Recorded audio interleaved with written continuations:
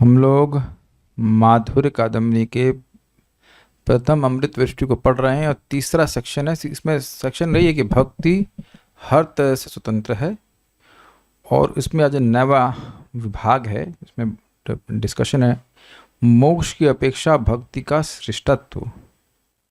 इससे यही सूचित किया जा रहा है कि ज्ञान के द्वारा भक्ति उत्पन्न नहीं हो सकती है। ज्ञान का जो साध्य है, ज्ञान का जो रिजल्ट है वो है मोक्ष, लेकिन मोक्ष से भी कहीं गुना अधिक श्रेष्ठ है भक्ति। तो ये बात यहाँ पर स्थापित की जाएगी।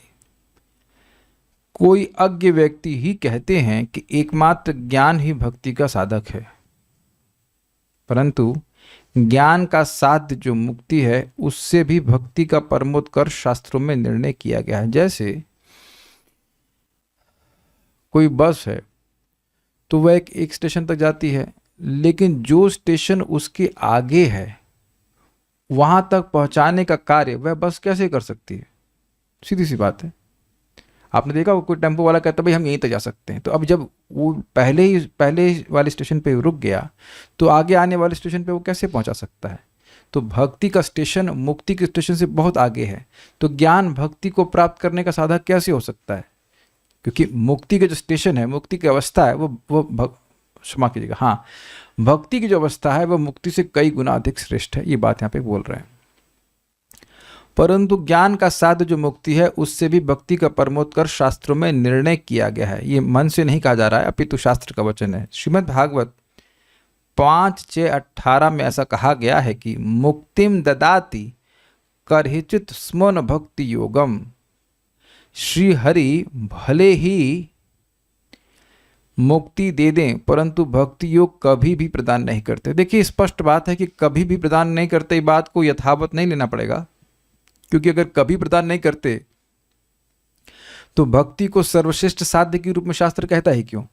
1.2.6 कह रहा है ना कि सवय पुंसाम परो धर्मो ये तो भक्तिर अधोक्षजे अहेतु की अप्रत्यता येनात्मा सुप्रसिद्धि। वही सर्वश्रेष्ठ धर्म है, परव धर्म है, जिसको संपादित करने से व्यक्ति की अधोक्षज भगवान में अहेतु की भक्ति हो जाए। तो हो जाए मतलब भक्ति प्राप्त होती है। तो ऐसा नहीं कि भगवान भक्ति देते ही नहीं, लेकिन बात यह है कि अगर और इच्छाओं से साधक युक्त है तो पहले उन इच्छाओं को देते हैं, उसके बाद अगर वो इच्छाएं समाप्त हो जाती हैं तब भक्ति प्रदान करते हैं। ये अर्थ है। नोट। तो इससे ये स्पष्ट समझ में आ रहा है कि मुक्ति से श्रेष्ठ भक्ति है। ये समझ में आ गया। भगवान मुक्ति तो बड़ी आसानी से दे देते हैं। जैसे कि प्रश्न किया गया था कि कैसे भी नाम उच्चारण करे और नाम लाभ करता है, तो हाँ ठीक है, कैसे भी उच्चारण करेंगे तो लाभ होगा। क्या लाभ होगा? मुक्ति लाभ होगा। लेकिन अगर भगवान का प्रेम प्राप्त करना चाहते हैं तो व्यक्ति को उत्कंठा से युक्त होना चाहिए। और यहाँ पे इस नोट में क्लियर किया जाएगा, वह उन लोगों को भाव भक्ति या भक्ति योग भी नहीं देते जो उनकी पूजा करते हैं, लेकिन वह निम्नतर मुक्ति देते हैं परंतु कभी अनिकर्चित भक्ति नहीं देते। किंतु जो शुद्ध भक्ति का अभ्यास करते हैं और मुक्ति की इच्छा नहीं रखते उन्हें वह मुक्ति नहीं देते। ऐसे व्यक्तियों को वह भक्ति प्रदान करते हैं। ये सारार्थ दर्शनी में श्रील विश्वनाथ चक्रवर्ती ठाकुर जी की टीका इस श्लोक पे है। पूरी टीका नहीं, श्लोक का अंश है, टीका का अंश है। समझे बात? जो मुक्ति चाहता है उसको भगवान क्या देंगे? मुक्ति दे देंगे। ठीक, खुश जाओ, खुश रहो। लेकिन जो मुक्ति नहीं चाहता, हाँ, उसको मुक्ति नहीं देते, उसको भगवान की भक्ति देते हैं। तो फिर प्रश्न होगा, अरे तो मुक्त नहीं होगा भाई? ये तो अजीब सी बात हुई। दिल्ली से कोई वृंदावन आ रहा है तो वो अगर वृंदावन पहुंच गया तो क्या होडल को क्रॉस नहीं किया? होडल को तो पहले ही क्रॉस कर लिया। तो ये प्रश्न करना कि अरे मुक्ति नहीं मिलेगी क्या? भगवान के भक्त तो मुक्त अपने आप ही होते हैं, तो उसलिए अलग से मुक्ति की प्रार्थना करने की जरूरत नहीं है। लेकिन कुछ लोग मुक्ति में इंटरेस्टेड हैं तो भगवान उनको मुक्ति प्रदान कर देते हैं। ये बात समझ में आ गया? ठीक है। उल्लेखित श्लोक में जो भी कोट किया गया है, करहिचित शब्द का तात्पर्य यह है कि श्री भगवान सब समय अर्थात कभी भी प्रेम भक्ति दान नहीं करते, ऐसी बात नहीं है। मतलब ऐसा नहीं है कि भगवान भक्ति देते ही नहीं है, नहीं तो फिर शास्त्र का कोई प्रयोजन नहीं रहता। आपने सुना ही था ना कि भक्त्या माम अभिजानाति, पराभक्ति को प्राप्त करता है, उसके बाद भक्त्या संजातया भक्ता भी कई बार हमने सुना है, भक्ति के द्वारा भक्ति प्राप्त होती है। तो भक्ति देते ही नहीं है तो फिर भक्ति को जीवन का लक्ष्य परम पुरुषार्थ क्यों कहा जा रहा है? जो चीज़ असंभव है वो तो साध्य नहीं हो सकती है। कुछ समझ रहे हैं बात? अगर भगवान किसी को भक्ति प्रदान ही नहीं करें तो प्रहलाद महाराज कैसे भक्त हो गए? नारद जी तो अब प्रसिद्ध है, नारद जी एक समय में कंडीशनड सोल थे, तो भक्ति मिली कि नहीं मिली? तो अगर भक्ति देंगे ही नहीं तो नारद जी भक्त कैसे बने? ब्रह्मा जी कैसे भक्त बने? कुछ समझ में आ रहा है ना बात? ये है। जब तक, तो उसका समन्वय कर रहे हैं, जब तक प्रेम भक्ति प्राप्ति के लिए हृदय में तीव्र आकांक्षा नहीं जग जाती तब तक वे प्रेम भक्ति नहीं देते। अब समझ में आ गया? इसको आप ऐसे समझ लीजिए कि जैसे माँ है, उसके छोटे बच्चे हैं, वो उसको आके कुछ बोलते हैं, मम्मी ये दे दो वो दे दो, तो क्या करती है वो? झुनझुना पकड़ा देती है। आजकल स्मार्टफोन पकड़ा देती है। तो आजकल माता जी लोग जितने स्मार्ट है, तो अब बच्चा अगर स्मार्टफोन से या झुनझुने से संतुष्ट है तो वह अपना अपना काम करती रहती है, लेकिन एक पॉइंट पे आकर के वह झुनझुने से संतुष्ट नहीं होता है।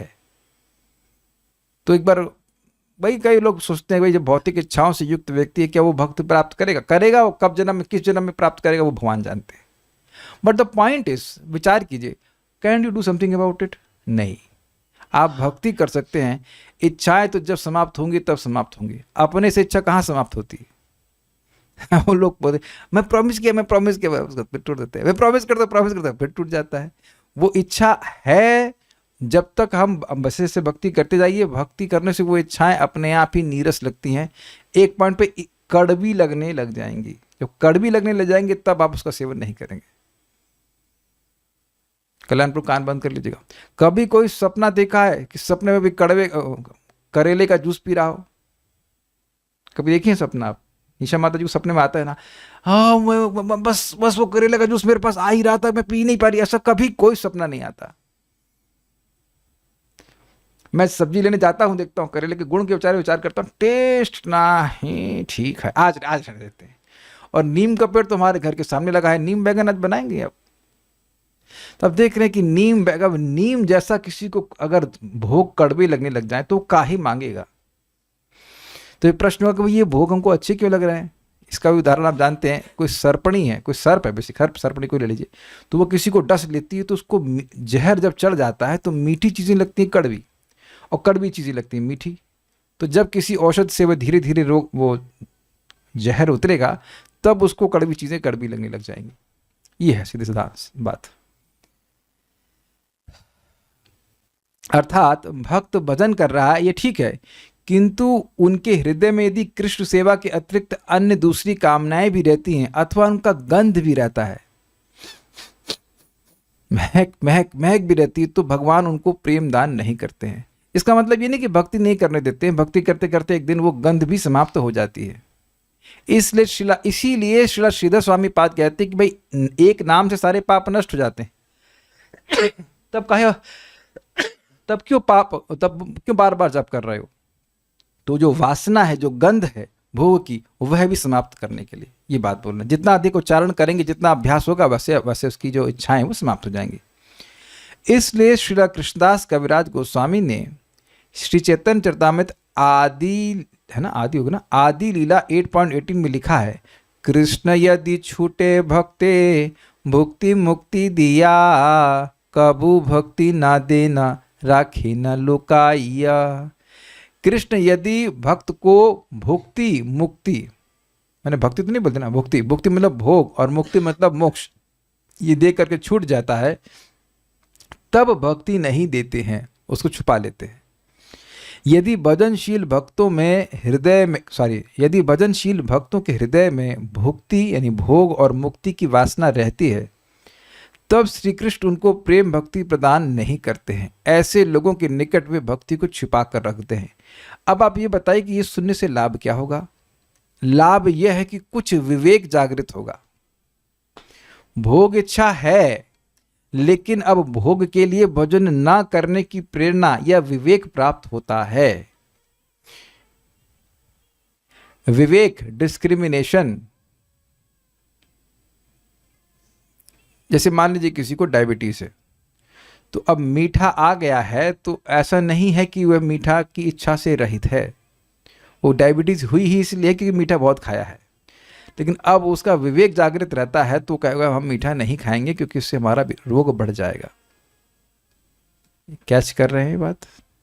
महाराज इसको और तरह से समझाते हैं, कह रहे हैं कि देखिए भाई, कुछ साधु लोग ऐसे होते हैं जिन्हें एकादशी में भोजन की याद ही नहीं आती। बड़ी अच्छी बात है, लेकिन हम लोग भी तो अन्न नहीं खाते, तो क्या अन्न खाने की इच्छा नहीं रहती है? लेकिन विवेक से युक्त होते हुए व्यक्ति नहीं स्वीकार करता है। तो यहां आप क्या शिक्षा ग्रहण कर रहे हैं कि अगर हम मोक्ष मांगेंगे, अगर हम भोग मांगेंगे, तो भक्ति में, प्रगति में डिले हो जाएगा। Is it sinking in? यद्यपि बहुत सारी इच्छाएं हृदय में है, ये चाहिए, वो चाहिए, चाहिए, वो चाहिए, लेकिन ये विश्वास रखते हुए कि भगवान एनी हाउ देंगे ये सब चीज़ें जब जो है, लेकिन भजन ना करें इन सब चीज़ों के लिए, मतलब नाम जप कर रहे हैं, नहीं करें इसका। और देखिए, भक्ति करने से, जप करने से जब मन शुद्ध होता है तो समझ में भी आता है कि ये सारी चीज़ें हमें सुख नहीं देने वाली हैं। To the degree our intelligence is purified, जितनी ज़्यादा बुद्धि शुद्ध हो जाएगी उतना समझ में आता है कि सुख नहीं दे रहे हैं, सुविधाएं मुझे सुख नहीं दे रही हैं। जैसे देखिए, इस रूम में एसी लगा है, खाने के लिए अच्छी व्यवस्था है, अब मुझे ना कथा करने के लिए दिया जाए, ना मैं जब कर पाऊँ, तो क्या मैं फ्रस्ट्रेट नहीं हो जाऊँगा? जी हाँ, बिल्कुल हो जाऊँगा, बिल्कुल आराम से हो जाऊँगा, ज़्यादा टाइम नहीं लगता। Is it not? आपको सारी सुविधा दे दी जाए, खाने पीने सोने की सब कुछ, लेकिन भक्ति ना करने दी जाए, तो इससे स्पष्ट है कि ये सारी चीजें हमें सुख नहीं दे रही हैं, सुविधा दे रही हैं लेकिन सुख नहीं दे रही हैं। दुनिया में बहुत से लोग हैं जिनके पास सोने की खूब अच्छी व्यवस्था, सब व्यवस्था है, लेकिन क्या वो सुखी है? सुखी तो नहीं है, संतुष्ट नहीं है। Is it not? तो ये ऐसा नहीं खाली हम लोग सुन रहे हैं या हमको दिख नहीं रहा है, दिखने भी तो लगता है, अनुभव भी तो कर रहा है व्यक्ति। तो जो बात शास्त्र की है वह सुन करके व्यक्ति भगवान की भक्ति को ही मांगता है कि भगवान हमको नाम में रुचि दीजिए, कथा में रुचि दीजिए, इत्यादि इत्यादि। यद्यपि वह अपनी इच्छाओं से बाध्य है, वो अलग बात है, उन इच्छाओं को पूर्ति करने के लिए भजन करना ये विवेक का लक्षण नहीं है। उम्मीद है कि आप समझ पा रहे होंगे। लेकिन एक बात फिर ध्यान रखिएगा कि अगर इच्छा है तो अच्छा यही है कि वो भगवान से ही मांगे, क्योंकि भगवान उसकी बुद्धि को शुद्ध कर देंगे, वो देंगे वो वस्तु और फिर दिखा देंगे देखो उसमें तो कुछ नहीं था। ये बात है, ये इनवेरिएबली सबके संग होता है, सबके संग होता है। जब इच्छा होती है तो आप कितनी फिलॉसफी सुन लीजिए, वो इच्छा चाहती नहीं, कितना भी सुन लीजिए तो, लेकिन हाँ वो फिलॉसफी भी गई है आपके दिमाग में, तो जो आप वो इच्छा को मांग भी रहे तब भी एक रहता है यार ये ठीक तो नहीं कर रहे हैं हम, है कि नहीं? लेकिन इच्छा चाहती भी नहीं है, तो भगवान कहते हैं ठीक है तो लो, इच्छा पूरी कर लो, और उसके बाद वो देखते हैं कि इसमें तो कुछ दम नहीं है। तो आपका फिलोसफिकल पॉइंट स्ट्रांग होना चाहिए, वो स्ट्रांग होना ही चाहिए, यद्यपि इच्छाएं भी नहीं जा रही हैं, सबकी अलग अलग कंडीशनिंग है। ऐसे लोगों के निकट वे भक्ति को छुपा कर रखते हैं, जैसे स्नेहमयी जननी यानी माँ जिस प्रकार अपने रोगी संतान के निकट रसगुल्ला, खीर इत्यादि छुपा कर रखती है। मतलब है तो सही उसके पास, उदाहरण कितना बढ़िया है कि नहीं? लेकिन देगी नहीं, है ना? बच्चा जो खांसी से पीड़ित है तो अब बच्चा कहेगा मेरे को लस्सी पिलाओ, तो पिलाएगी नहीं? है, सब है, दूध दही सब कुछ है, लेकिन नहीं देती है। स्वस्थ होने पर ही उस संतान को उन वस्तुओं को देती है, अन्यथा नहीं। उसी प्रकार भगवान भी वैसे अयोग्य भक्तों के निकट भक्ति को छिपा कर रखते हैं। श्री कृष्ण अपने भक्तों को प्रेम भक्ति दान करना ही नहीं चाहते, ऐसी बात नहीं है। अब बड़ा सुंदर बात है, इसलिए श्री चैतन्य चरितामृत मध्य लीला 22.37 में दूसरी जगह ऐसा भी कहा जाता है, अन्य कामी यदि करे कृष्ण रे भजन, ना मांगी लेह कृष्ण तारे देना सचरण।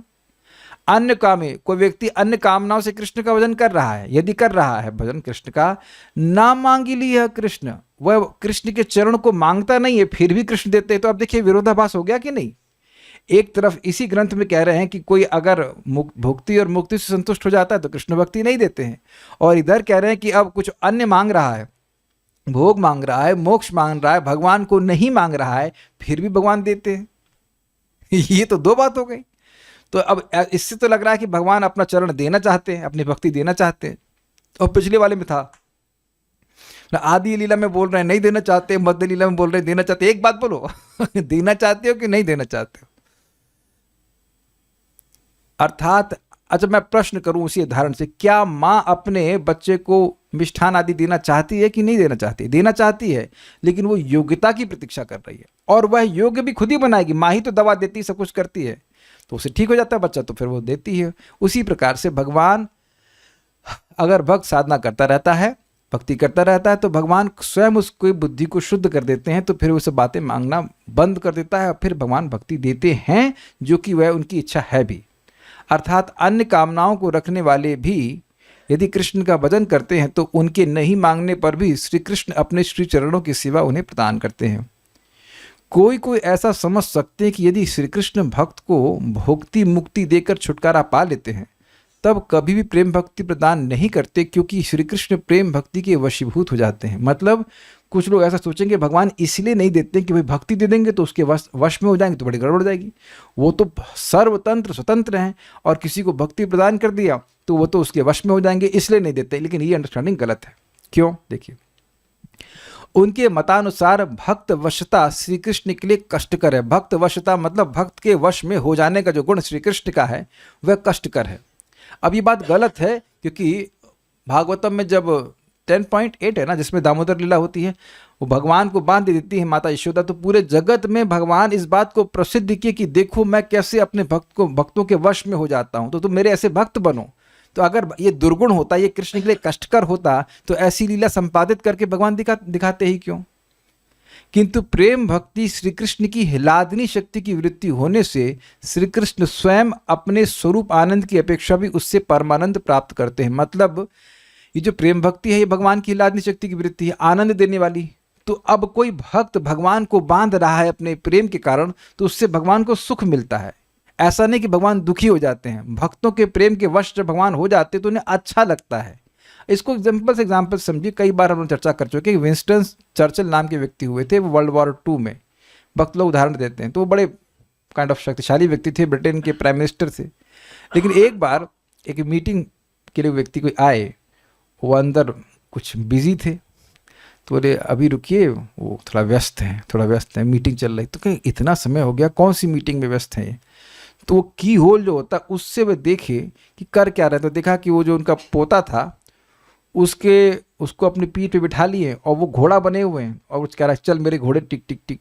तो अब देखा जाए तो बाह्य रूप से विंस्टन चर्चिल अपने पोते के वश में है कि नहीं, लेकिन ये वो उनके पोते का प्रेम है जिसके वश में होना चाहते हैं और उनको अच्छा लग रहा है। उम्मीद है कि बात आपको समझ में आ गई होगी। तो अपने भक्तों के वश में होना ये भगवान को सुख ही देता है। यहाँ पे लिखा है उनके स्वरूप के आनंद से भी अधिक सुख देता है, और इसमें कोई गलत नहीं है। भगवान अपने भक्ति का आनंद लेने के लिए ही तो चैतन्य महाप्रभु के रूप में आए हैं। जितने अन्य भगवत स्वरूप हैं वह भी भक्त होना ज़्यादा पसंद करते हैं, क्योंकि भक्त होने के द्वारा वे भगवान के जो भक्ति का सुख है उसको अनुभव करते हैं, वो ज़्यादा होता है। ये बात बोल रहे हैं। इसलिए भक्त वशता श्री कृष्ण के लिए परम सुखकर होने पर उनके लिए सदैव आकांक्षणीय है। वह श्री कृष्ण के लिए कभी भी कष्ट कर या त्याग करने योग्य नहीं है। यह भक्ति शास्त्रों का सिद्धांत है। ये समझ में आया आपको बात? देखिए, कुछ लोग सोचते हैं कि भगवान अगर अपने भक्तों के वश में आ जाएंगे इसलिए उनको कष्ट होगा और इस कारण से वो भक्ति नहीं देते, लेकिन यह सिद्धांत सही नहीं है। भगवान तो भक्ति देना चाहते हैं, लेकिन बस वही देखते हैं कि उसके पास योग्यता है कि नहीं। जैसे मैं कहूं या पानी दीजिए, अब मैं लोटा, तो चलो इसमें तो लोटे में छेद नहीं है, और लोटे में अगर छेद है तो पानी देंगे तो सब लीक नहीं हो जाएगा। तो ये जो इच्छाएं हैं भोग और मोक्ष की, ये लीकेज पॉइंट की तरह है। इसमें अगर भक्ति डालेंगे तो लीक हो जाएगी, तो इसलिए भगवान भक्ति नहीं प्रदान करते। अच्छा, तुम भोग चाहते हो, ठीक है, भोग करके देख लो, लेकिन जो उस व्यक्ति ने हरे कृष्ण मंत्र जपा है या जो भी भागवत सुनी है, क्या वह व्यर्थ हो जाएगा? वो व्यर्थ तो होगा नहीं। अगर भोग प्राप्ति के लिए भी भक्ति कर रहा है तो करते करते इस जन्म में नहीं तो अगले जन्म में भक्ति तो कर रहा है। बल्कि कोई रुचिकर बात और भी है कि हो सकता है कि भोग प्राप्त करने के लिए वो अच्छे से भक्ति करे। ये देखा गया है कि कुछ अगर भौतिक चीजें प्राप्त करनी होती हैं तो लोग बड़ी दृढ़ता से नियमों का पालन करते हैं, ज्यादा दृढ़ता से पालन करते हैं। आप देख लो क्या क्या वो कावड़ उठा के क्या क्या जाते, क्या क्या नहीं कर डालते, बताइए कौन कौन सा व्रत कर लेते हैं। श्रीला प्रभुपाद समझा रहे थे कि उनकी माँ उनके जन्म के बाद से लेफ्ट हैंड से खा रही थी। उनका व्रत था कि उनका बेटा जब पूछेगा कि माँ तुम दाएं हाथ से क्यों नहीं खाती हो, तब खाना छोड़ेंगी बाएं हाथ से। प्रभुपाद जी के लीलामृत में। अब पता नहीं ये व्रत उनको कहाँ से आया, लेकिन इट्स क्वाइट डिफिकल्ट ना। आप लोग कभी ट्राई कर सकते हैं, एक हाथ से, लेफ्ट हैंड से रोटी तोड़ना टफ होगा नहीं? मतलब हम लोग तो खैर करते ही नहीं है, लेकिन इस व्रत का क्या मतलब था? क्यों? और अन्यथा भी आप देखेंगे कितने कितने व्रत करे रहते हैं लोग।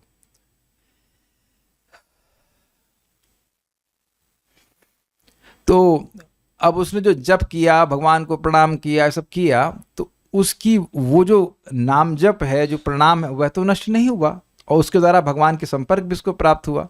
तो जब इच्छा पूर्ण हो जाती है और उसके बाद भी अगर वह भक्ति में लगा रहता है, ये इंपॉर्टेंट पॉइंट है, तो फिर वह अब शुद्ध हो जाएगा। और भगवान ऐसी व्यवस्था भी करते हैं कि उसे भक्तों की संगति प्राप्त हो, उसे सिद्धांत श्रवण करने का मौका मिले, ताकि विवेक भी जागृत हो जाए। ये बात है। जब संगति नहीं मिलती है तो फिर विवेक जागृत होने में बहुत टाइम लग जाता है। ये बात है। तो समझ में आ गया, ये श्री कृष्ण के लिए कष्टकर नहीं है।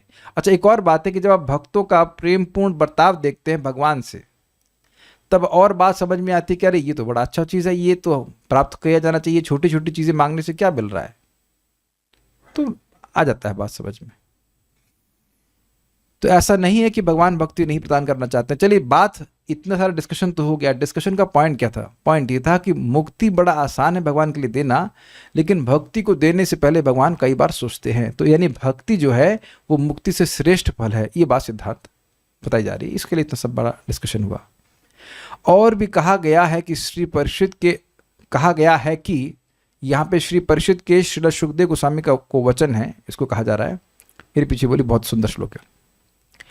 मुक्तानामपि सिद्धानां नारायण परायणः सुदुर्लभो प्रशांतात्मा कोटिष्वपि महामुने। मुक्तानामपि सिद्धानां नारायण परायणः सुदुर्लभो प्रशांतात्मा कोटिष्वपि महामुने। मुक्तानामपि सिद्धानां नारायण परायणः सुदुर्लभो प्रशांतात्मा कोटिष्वपि महामुने। मुक्तानामपि सिद्धानां नारायण परायणः सुदुर्लभो प्रशांतात्मा कोटिष्वपि महामुने। हे महामुने, कौन महामुने? सुखदेव गोस्वामी परीक्षित महाराज कह रहे हैं, करोड़ों करोड़ों सिद्ध मुक्त व्यक्तियों में भी श्री नारायण की सेवा परायण प्रशांत चित्त एक भक्त का मिलना भी बड़ा ही दुर्लभ है। श्रीमद् भागवत 6:14-5। देखिए, हम लोगों को ये भ्रांति नहीं कर लेनी चाहिए कि हम वो सुदुर्लभ प्रशांत आत्मा है। That will be wrong. प्रशांत मतलब प्रकृष्ट शांत, उपद्रव रहित। उसके मन में, उसके इंद्रियों में, शरीर में कोई उपद्रव नहीं आता। It's very exalted. हम निरुत्साह करने के लिए नहीं बोल रहे हैं, खाली अभिमान को थोड़ा सा, अगर मन में अभिमान हो कि हम लोग ऐसे सुदुर्लभ महात्मा हैं, तो ऐसा नहीं है। हम लोग भक्ति के पथ में तो बड़ी अच्छी बात है, लेकिन ऐसा भी नारायण परण अभी हुए नहीं। एटलीस्ट मैं अपनी बात कर रहा हूँ, अभी नहीं हुए। अभी और डिस्कशन कर लेते हैं। इस श्लोक की टीका में श्रील जीव गोस्वामी जी ने लिखा है, मुक्ता नाम अर्थात प्राकृत शरीर स्थित्वेपि तद अभिमान शून्या नाम। समझ में आया कुछ? मुक्त का अर्थ है जो भौतिक शरीर में स्थित होते हुए भी उसके अभिमान से शून्य है कि मैं ये देह हूं। यह है मुक्ता का अर्थ। ये फर्स्ट कैटेगरी हो गई। ये कैटेगरी ही बहुत रेयर है। कुछ समझ में आ गया? वह व्यक्ति जो देह के अभिमान से शून्य है, अपने को देह मानने की भावना से शून्य है, उसको कहेंगे मुक्त। आत्मा के स्तर पे कह सकते हैं। मतलब जिससे अच्छा, मेरा स्कूटर, तो मैं अपने स्कूटर से अपने को अलग देख रहा हूं कि नहीं, तो उनका ये भी भावना नहीं हुआ है कि मेरा देह है, ये देह है और मैं इसमें हूं। देह के अध्यास से मुक्त। समझ आ गया ये? अच्छा, सिद्धा नाम का मतलब, सिद्धा नाम अर्थात इंसर्ट कर लीजिएगा, प्राप्त स्वालोक्यादि नाम च, जिनको सालोक्यादि प्राप्त हो गया, उन मुक्तों में से कुछ लोग होंगे जिनको सालोक, सार्ष्टी, सामीप्य इत्यादि प्राप्त हो गया है। उतने सिद्ध हो गए, परफेक्ट हो गए। कोटिषु अपि मध्य, ऐसे करोड़ों करोड़ों सिद्धों में जिनको सालोक्य आदि की योग्यता प्राप्त हो गई है, उनके मध्य, उनमें नारायण सेवा मात्र आकांक्षी सुदुर्लभ, जो केवल भगवान नारायण की सेवा ही चाहते हैं, जो सालोक्य सामीप्य आदि वैष्णव मुक्ति भी नहीं चाहते, ऐसे व्यक्ति प्रशांत आत्मा, ऐसे व्यक्ति सुदुर्लभ है, अत्यंत दुर्लभ है। वो केवल भगवान की सेवा करना चाहते हैं। तो प्रश्न होगा कि क्या भगवान के लोक में जाने से भगवान की सेवा नहीं मिलेगी? आपको याद हो तो हमें समझाया था इस बात को कि देखिए, अगर ये कहा जाए कि तुमको भगवान के साथ में रहने को मिलेगा लेकिन सेवा नहीं मिलेगी, तो वह सेवा को चुनेंगे। वो इस प्रसिद्धि से प्रसिद्ध नहीं होना चाहते हैं कि उन्हें भगवान के लोक में रहने को मिल रहा है। देखिए, इस बात को समझिए, भारत में ये बड़ी मतलब थोड़ा हल्ला हो जाता है कि कोई व्यक्ति अगर अमेरिका चला गया, वहाँ पे नौकरी कर रहा है, तो अरे हमारा लड़का अमेरिका में है। कल्याणपुर, आप उससे बात सहमत नहीं है? आप कुछ पता भी है कि नहीं? पंजाब में जरा घूम के आइए आप, और पंजाब भी नहीं, इधर आप जाइए चाणक्यपुरी में है ना, चाणक्यपुरी में तो वीज़ा ऑफिस है, जरा देखिए लाइन कैसी लगी रहती है। वो चाहे पेट्रोल भरे जाकर वहाँ पे, लेकिन हमारा लड़का अमेरिका में है। बाकी लोग तो मेरे ख्याल से समर्थन करेंगे हमारी इस बात का, नहीं? तो इसी लोक में, इस पृथ्वी लोक में किसी विशेष स्थान पर रहने पर व्यक्ति बड़ा महान माना जाता है। तो ऐसा भी कोई उनको अहंकार नहीं चाहिए भाई। जब ये कहा, भक्तों ने प्रार्थना करी ना कि मई मम जन्मनि जन्मनीश्वरे, तो आपके बार बार जन्म हो रहे हैं तो आप बद्ध ही कह जाओगे ना। काफी इंटरेस्टिंग है, काफी इंटरेस्टिंग पॉइंट है। जब बार बार जन्म हो रहा है तब तो आपको बद्ध ही माना जाएगा, एटलीस्ट माना जाएगा। तो वहां तो प्रसिद्धि नहीं होगी ना कि अरे भाई वैकुंठ चले गए। तो यह भी स्पृहा नहीं है कि यह कहा जाए या जगत में प्रसिद्धि हो कि वैकुंठ चले गए। इतना सेवा में अनुरक्त, दिस इज वेरी सटल। अगर आप कैच करें तो भाई कोई वैकुंठ चला गया तो ये प्रसिद्धि हो जाएगी ना कि वैकुंठ चला गया। तुमको ये प्रसिद्धि भी नहीं चाहिए, उन्हें केवल कृष्ण की सेवा चाहिए। भगवान का श्रवण कीर्तन स्मरण करके इतने तृप्त हैं, इतने सुखी हैं कि किसी प्रकार की मोक्ष की इच्छा उनको नहीं है, ना तो वैष्णव मोक्ष की और सायुज्य का तो कोई मतलब ही नहीं बनता। इसीलिए कह रहे हैं सालोक्य आदि, सालोक्य मतलब सालों के साष्टी सामीप्य और सायुज्य तो बाहर कर दीजिए, सायुज्य तो चाहिए ही नहीं। सारूप्य, हाँ, कोई कुछ नहीं चाहिए, तुम्हें भगवान जैसा रूप देंगे। अच्छा, एक मैं थ्योरेटिकल बात बोलो, भगवान जैसा रूप देंगे लेकिन अब आपको नाम में कोई रुचि नहीं मिलेगी वैकुंठ में, तब क्या करेंगे यार? शीशा लेके घूमते रहेंगे क्या? What is the point? कुछ, मैं तो असंभव सी बातें बोल रहा हूं। आपको भगवान के लोक में रहने दिया जाएगा लेकिन नाम में कोई रुचि नहीं देंगे, ना कथा सुनने को मिलेगी, कुछ नहीं बेटेंगे। हाँ, जगत का दुख नहीं है, लेकिन फिर करेंगे क्या? तो आप ये देखिए, कुछ बार बार शास्त्र श्रवण करके फोकस वैकुंठ जाने का नहीं है, फोकस भगवान जैसा रूप प्राप्त करने का नहीं है। मैं नहीं समझ रहा हूं कि ठीक है, भौतिक इच्छाएं तो कुछ आ जाती होंगी या कुछ अपराध कुछ भी हो जाता हो, लेकिन ये इच्छा नहीं आती कि हमें भगवान जैसा रूप मिले। Has it ever descended to your heart? मेरी बात समझ में आ रही कुछ? क्या कभी मन में आया है कि हम अच्छे नहीं लगते हैं, काश भगवान जैसा रूप मिल जाए हमको? घर छोटा है, भगवान जैसा महल मिल जाए। आप देख रहे हैं कि बार बार कथा सुनने से उधर मति नहीं जाती है। यद्यपि हमारे अमेजिंग है कि यद्यपि हृदय दूषित है, लेकिन ये सब इच्छा नहीं आती है। ऑल तो मैं फिर भी ये नहीं कह रहा हूं कि हम वो नारायण परायण भक्त हैं, हम तो खाली सुन रहे हैं इसलिए ऐसा होता है। नारायण सेवा मात्र आकांक्षी, जो केवल नारायण भगवान की सेवा मात्र चाहते हैं कि बस सेवा करें, ऐसे व्यक्ति सुदुर्लभ हैं। उसके बाद दूसरा विशेषण कहते हैं प्रशांत आत्मा, अर्थात सर्व उपद्रव रहित। उपद्रव तो समझते ही हैं, डिस्टर्बेंस, कोई डिस्टर्बेंस नहीं है। इसी को अन्यत्र कहा गया है, शिवजी ने कहा ना, नारायण परा सर्वे न कुतश्च न बिभ्यति स्वर्गापवर्ग नरकेशु अपि तुल्यार्थ दर्शिनः। जो नारायण परायण है उनके लिए, उनको किसी चीज से भय नहीं होता है। नरक चले जाए, स्वर्ग चले जाए, कहीं चले, उससे उनको कोई भय नहीं होता। वो सभी को तुल्यार्थ देते हैं, उनसे कुछ प्रयोजन ही नहीं उनको। प्रभुपाद समझाते जैसे कि कोई एक टाइपराइटर है, उसको पृथ्वी में रखेंगे तो खट खट खट खट, और नरक ले जाएंगे तो खट खट खट खट, और स्वर्ग ले जाएंगे तो खट खट खट खट। देखिए, यद्यपि मैं इस गुण को नहीं धारण किया हूं, लेकिन क्या ऐसा हम चर्चा भी नहीं कर सकते? एटलीस्ट एस्पायर कर सकते हैं कि काश ऐसे नारायण परायण भक्त हम हो जाएं। नारायण परायण मतलब पर प्लस अयन, नारायण ही के परम उत्कृष्ट आश्रय, अयन मतलब आश्रय है। आश्रय मतलब,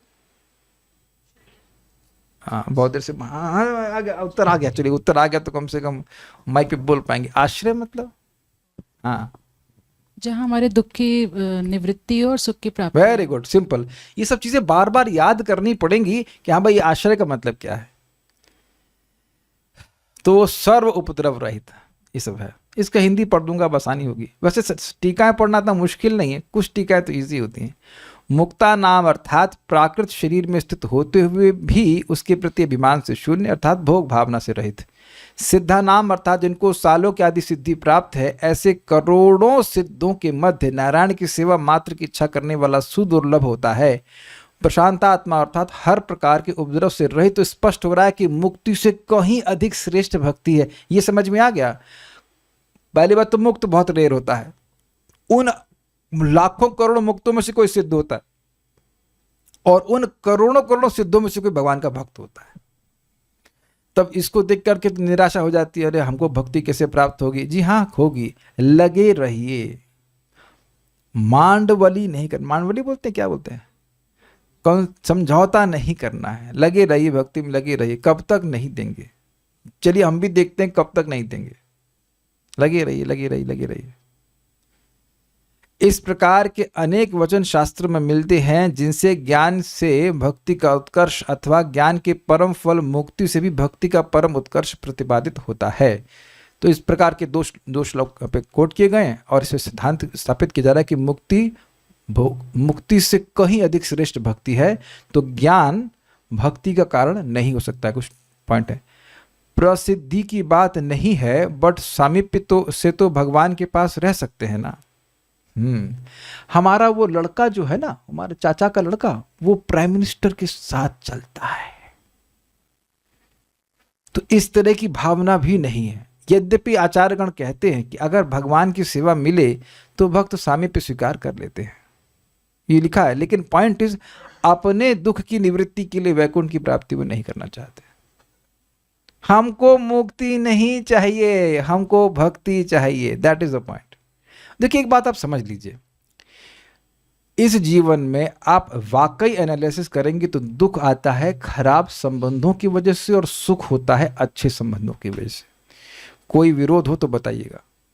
सब कुछ चल रहा है, अच्छा एसी चल रहा है, सब कुछ बड़े चल रहा है, लेकिन कोई खराब बात बोल दे तो आप मन पूरा डिस्टर्ब हो जाता है। हम ज़्यादा तो वो नहीं कहेंगे, लेकिन इतना आपने सबने अनुभव किया होगा। रोटी है, पानी है, सब कुछ है, संबंध अच्छा नहीं होता है तो खराब। अब इस एक और मिसिंग बात है कि सबसे संबंध अच्छा है, लेकिन किसी एक व्यक्ति विशेष से संबंध खराब है, तब भी आप परेशान हो जाते हो। Do you all agree with this? This is amazing. Just see how much we are dependent, how much we need good relationships. कोई मेरी बात काट ही नहीं सकता है, एटलीस्ट अगर सेंसिटिव है तो। सबसे अच्छा है, सब आपसे प्रेम कर रहे हैं, एक व्यक्ति आपसे खराब बर्ताव कर रहा है, आपका दिमाग खराब हो जाएगा। This is so much we are in need of love. ये ऐश्वर्य जीव को नहीं टच करते हैं, अगर टच करता है तो प्रेममय संबंध, प्रेममय संबंध, ये हमारी बेसिक नीड है। That's a point. तो ये ऐसा कुछ कॉम्प्लिकेटेड बात नहीं बोली जा रही। जो आपकी नीड है, एक प्रेम से हम किसी की सेवा कर सकें, सेव्य जो हमें वो मिल जाए, वही चाहिए होता है। बाकी सुविधाओं से क्या मिलने वाला है? हम बोलिए।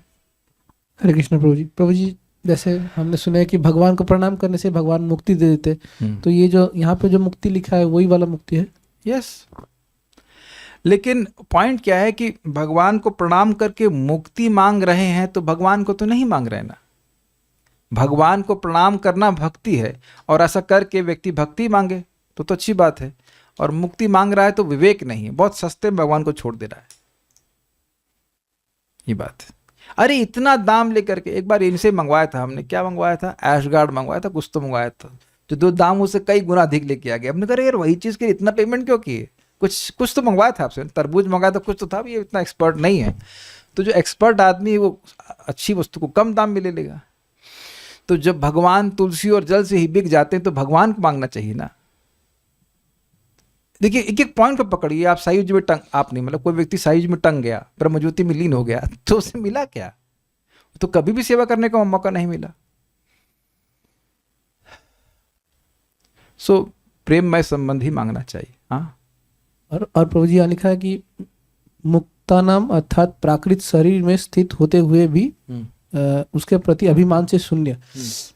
इसका मतलब क्या, मतलब हेल्थ कंडीशंस को भी केयर नहीं कर रहे, वो वाला बोला। जो अर्थ है वो सामने है। मुझको करेला अच्छा लग रहा है या हलवा अच्छा लग रहा है, ये भी तो देह के अभिमान से ही है ना। मेरे से क्या संबंध है करेले से या फिर किसी भी चीज़ से। जब कोई व्यक्ति अपने शरीर से अपना अभिमान नहीं कर रहा है तो केवल शरीर चलाने के लिए वह स्वीकार करता है। जैसे अपने वटावर अपने स्कूटर में पेट्रोल भरते हैं तो वहाँ ये भावना तो नहीं होती कि हम पेट्रोल खा रहे हैं, पेट भर गया है कि नहीं। तो अभी तो अभिमान है हमारा इस प्रकार का ना। तो मुक्त व्यक्ति का ऐसा कोई अभिमान नहीं होता है कि मैं सुखी हो रहा हूँ, ये सब चीज़ों को मैं भोग रहा हूँ, ऐसा भावना नहीं रहती। अविद्या से रहित हो गया है बात। और क्या कुछ कह रहे हैं, मुक्तों में सिद्ध होना का मतलब क्या है। अरे तो मतलब पढ़ाएगी तो क्या था अभी। मुक्त है, देह के अभिमान से शून्य है। इसका मतलब ये नहीं कि वैकुंठ चला जाएगा वो, जिसको वैकुंठ जाने की योग्यता मिल गई। ये सुन के ऐसा प्रतीत हो रहा है कि सालोक सर्प आदि भी भोग ही हैं, क्योंकि उसमें भगवान का रूप और भगवान का लोक आदि है, पर भगवान की सेवा नहीं। तो मतलब जिसने इसमें जो भक्त हैं जो अपने बारे में सोच रहा है, ना कि भगवान के बारे में नहीं और भगवान की सेवा के बारे में नहीं। ये कुछ इसी तरह की बात बोली गई थी और भक्ति रसामृत सिंधु में कि भाई वैकुंठ की मुक्ति स्वीकार करने में क्या दिक्कत है। तो कुछ लोग, कुछ भक्तों के हृदय में सेवा की स्पृहा कम होती है, वहाँ की फैसिलिटी पे ध्यान अधिक रहता है कि भाई अनंत काल की आपको दिव्य शरीर मिलेगा, ये है। तो उधर वो जो पक्ष है कि वहाँ की सुविधाएं क्या मिलेंगी, उस पे जोर अधिक है। भगवान के प्रति भी प्रेम है, ऐसा नहीं कि प्रेम नहीं है, लेकिन उधर वो वाला पक्ष बहुत ज़्यादा है कि हमें क्या सुविधा मिलेगी। तो इसलिए उसको भक्तों ने शुद्ध भक्ति की कैटेगरी में नहीं डाला। और भगवान स्वयं इस बात को बोल रहे हैं, सालों के सामने आदि मैं देता हूँ फिर भी दिया मानम न गृहणंती बिना मत सेवनम जनई। मेरे देने पर भी भक्त स्वीकार नहीं करते अगर मेरी सेवा प्राप्त नहीं होती है। तो ये बात है। भजन तो करते रहें, लेकिन हमने मांगा भी, लेकिन भोग देते ही नहीं। मेरा तो भरोसा भक्ति पे बना रहा, लेकिन भोगों से उठ गया है कि भगवान देंगे नहीं। अब तो मुझे पता है पहले से ही, इसलिए मांगना छोड़ दे। कह रहे हैं कि इन्होंने भोग मांगे भगवान से, इनको दिया नहीं। क्यों, आज आलू का पराठा नहीं खा पाई आप, खाने को नहीं मिला। अच्छा तो बनाना नहीं आता, तो आप तो माता जी हैं, काहे नहीं बना ली। आलू खत्म हो गया, आलू तो आजकल आलू का रेट क्या चला है, 20 रुपये किलो है। 20 रुपये नहीं, वे ट्रांसफर कर देता हूँ 20 रुपये। जिस दिन खाना आपको मानो बता देना। 40 रुपये किलो आटा आ रहा है, तो 200 ग्राम आटा तो आप खा नहीं पाओगे, है ना। 200 ग्राम आटा और 100 ग्राम कितना, 100-200 ग्राम आलू। चलो हमारी तरफ से आलू का पराठा खा लेना, भगवान नहीं सुनते आपके, हम ट्रांसफर करेंगे 50 रुपये में आलू पराठे बन जाएंगे। सरसों का तेल बना लेना, अच्छा है, ट्राइग्लिसराइड नहीं बढ़ेगा। अरे क्या, हम तो हार गए हैं इस मामले में। उनको बोल दो बनाओ, गिन के 3 पराठे खावा। इतना उत्साह हम लोग करते भी, ये खाएंगे ये भोगेंगे। गोदा पार निकली चुकी, 3 पराठे खा पाते, कौन सा कुछ खा भी नहीं पाते। क्या मांगेंगे भोग। सोने के लिए तो प्रार्थना नहीं करनी पड़ती ना।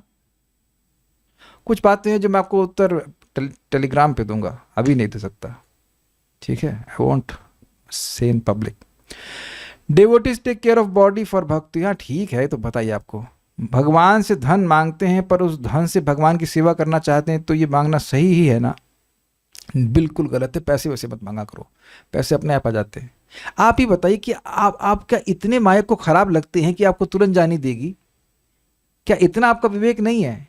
वो सब आपके सामने प्रलोभन देगी, पैसे का, स्त्री का, सब तरह का देगी। आप अच्छे से जप करना शुरू कीजिए, इतने आसानी से छोड़ देगी। निशा माता जी छोड़ती है, मतलब इन सेंस आपको माया छोड़ दी इतनी आसानी से, आपको वरुण प्रभु पीटेगी नहीं, पकड़ी रहती। अरे बेटा, पीटने वाला काम तो छोड़ दिए ना, भक्ति कर रहे हो ना, पीटेगी नहीं वो। ये देखो बेटा, ये गाजर का जूस है ना, सो मैनी अट्रैक्टिव थिंग्स। काहे को धन मांग रहे हैं? हमको पता नहीं क्यों मांग रहे हैं। आपके पास धन नहीं है, आपका नाम तो सिद्धार्थ है, सिद्धार्थ है आपका।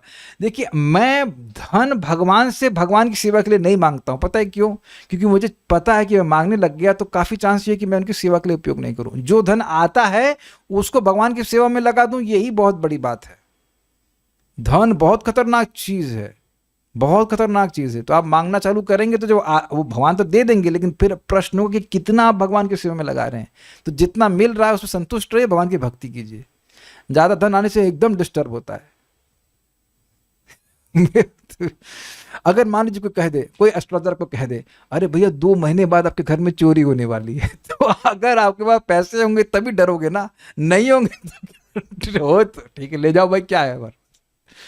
जरूर से ज्यादा कौन भाई, यहाँ पे भूखा कौन मर रहा है? Please raise hands. क्योंकि इतना भी धन नहीं है कि खाने को नहीं मिल रहा है, कुछ नहीं, तो सबको मिल तो रहा है यार। क्या जब दे रहे हैं तो काहे इतना रो रहे हैं? फिर ये बहुत बोरिंग चीज है। आप अपने भजन को वेस्ट करेंगे।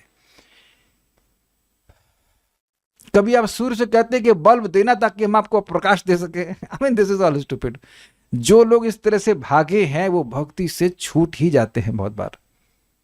हम प्रभु जी बस थोड़ा सा बस पैसा कमा लें, बस थोड़ा पैसा कमा लें, फिर भक्ति करेंगे। एक भक्त हमको बोले, शादी हो गई थी उनकी, ब्रह्मचारी हो गए थे, ब्रह्मचारी थे, शादी हो, बोले बस प्रभु जी बस ये 35 करोड़ कमा ले हम, उसके बाद भक्ति करेंगे। 35 करोड़ क्या? एक पत्नी है, वो है, एक बच्ची है, 35 करोड़। शरी शुक्ला माता जी, तो कम पैसा है ना ये। इसमें तो परिवार का निर्वाह कैसे होगा? 35 करोड़। और उसमें व्यक्ति कहाँ कहाँ उलझेगा। मैं प्रैक्टिकल देख रहा हूँ। यही है ना कि मेरे पास पैसा कम है, तुम ई बाइक में घूमते हैं जिसका किराया, भाई किसी को प्लीज स्पॉन्सर, शादी शुक्ला माता जी आप डोनेशन भेज दीजिएगा। बड़ा खर्चा नहीं निकल पा रहा है, 200 रुपये खर्च होते हैं पूरे महीने में उसके बिजली के बिल में। 200 ज़्यादा बोल के 143 आया था एक बार। 200 रुपये पूरे महीने में खर्च होते हैं। यही नुकसान है ना। हम तो मजाक बनाते हैं। एक वक्त आए थे कार से, हमने कहा देखो आप आते हो बैठ के, मैं लखनऊ जाता हूँ तो लेट के आराम से लेट के, बस में लेट के चले जाते हैं। तो कौन बड़ा फायदा हो गया बताइए? यही हो रहा है, एकदम यही हो रहा है। आपके पास अधिक पैसा आएगा तो सुविधा बढ़ा लो, अगर कुछ नहीं होगा। मैं लिख के दे सकता हूं कि पैसा अधिक आएगा तो भगवान की सेवा नहीं, वैष्णव की सेवा में नहीं जाएगा, उसका बहुत कम अंश जाएगा, लेकिन वो अपनी सुविधा बढ़ जाएगी। एक बहुत अच्छी बात श्यामहरि प्रभु बता रहे थे कि उनके एक काउंसली थे, तो 5,000 रुपये दिया करते थे प्रति महीने, ऐसे कुछ था। तो उनकी सैलरी का, लाइक उस जमाने की बात कर रहा हूँ मैं भी, लेट से 2003-4 की बात कर रहा हूँ। तो जो भी होती है सैलरी उनका 20,000 25,000 जो भी रहती होगी, तो रेशियो में रखे हुए थे कि इतना आएगा तो 5,000 दूंगा। अब जब सैलरी बढ़ गई तब भी 5,000 दे रहे, तो वहाँ रेशियो नहीं लगा रहे। ये समझिए, ये भीष्मदेव बोल रहे हैं जो ब्रह्मचारी रहे जीवन भर, कि धन जो है वो किसी सेवक नहीं है। धन के सब सेवक हैं। कमाने के लिए मेहनत करते हैं, उसको सजोने के लिए मेहनत करते हैं, सब दिमाग खराब करने वाली बात है। जब एकदम ऐसा आ जाए कि आपके पास मतलब है ही नहीं, तब आप देखिएगा कैसा स्थिति आ जाती। तो ऐसा तो मेरे ख्याल से भी किसी की नहीं आ रही कि है ही नहीं। ये मोक्ष कर्म उदर दी, क्या मोक्ष करना उदार दी आदि श्लोक में था शायद, मोक्ष काम उदार दी। ओह अच्छा, अकामा सर्व काम व मोक्ष काम उदार दी तीव्रे न भक्ति योगे न ये पुरुषा परम। देखिए, इतनी फिलॉसफी सुनने के बाद धन मांगे, अरे सिद्धांतिक तरह से तो कोई दिक्कत नहीं है, लेकिन जब धन आना शुरू होगा उसके बाद भक्ति बंद हो जाएगी कि नहीं हो जाएगी, ये विचार कर लीजिएगा। सामान्यतः जो आपका कार्य है करिए ठीक से, कर्तव्य बुद्धि से करिए, और जो उससे लिए आवश्यक आता है वो धन ले लीजिए। भक्ति को धन आदि के लिए करना उचित नहीं है। Life is very short. हम कुछ लोगों के संग ऐसा होता हुआ देख लेते हैं कि धन अच्छा खासा है, मुझे डोनेशन भी अच्छा खासा दिए, लेकिन बुद्धि एकदम हिल गई। हिल गई मीन्स एब्सोल्युटली हिल गई, mad, MAD, with in 5 days। तो ये धन क्या रक्षा करेगा? ऑल तो वो व्यक्ति, वो भक्त पैसे के लिए कुछ भगवान को मांग भी नहीं रहते। मैं बोला हूँ धन सब कुछ है, सब कुछ ठीक है, लेकिन एक झटके में आदमी मर जाता है कि नहीं। तो इतना खारा सारा, इस जगत का कोई भरोसा नहीं किसके संग कब क्या हो जाए, एब्सोल्युटली नथिंग। और धन कुछ कर भी नहीं पाता ऐसी अवस्था में। मैं तो अपने जीवन में कई बार देखा हूं कि मेरे इलाज हमेशा सस्ते होते हैं जहाँ पैसे खर्च करते हैं वहां से इलाज नहीं होता, सस्ता वाला इलाज मिलता है। ऑलवेज ऑलवेज सस्ते इलाज मिल जाते हैं। तो प्रैक्टिकल है। धी के धन की आवश्यकता है तो वो तो भगवान दे ही रहे हैं ना, उसके लिए ललायत होना ही तो अच्छा नहीं है। आपको कैसा लगेगा अगर आपके पास कोई व्यक्ति केवल इसीलिए आए जब उसको धन चाहिए? How will you feel? Think about that. कुछ रिलेटेबल लगेगा आपसे? कोई व्यक्ति केवल आपके पास इसलिए आ गया, बस आप पसंद हो, आप मानो, we can have just have good time together talking about Krishna kirtan, like that you feel so enlivened, is it not? You look forward for that association. तो मैं रिकमेंड नहीं करूंगा, लेकिन शास्त्र रिकमेंड करता है कि अगर इच्छा है तो मांग लीजिए भगवान से, भगवान को कोई दिक्कत नहीं है। लेकिन that's not, life is short. So will stop here. कोई प्रश्न और किसी का? नहीं। माधुर्य कादम्बनी की जय, श्री प्रभुपाद की जय, निताई गौर प्रेमानंदे।